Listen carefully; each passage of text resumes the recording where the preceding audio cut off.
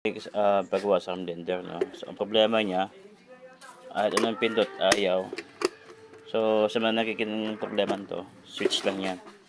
Yan, maaari hindi siya nag naggalak ng ayos. So gagawin natin, pwede siya direct kasi meron naman po siyang 0, 1, 2, 3.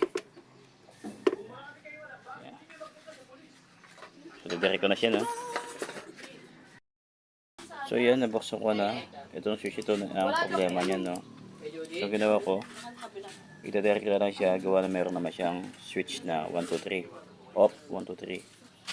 So ito, direct na siya, wala na siyang switch. So ganyan, no.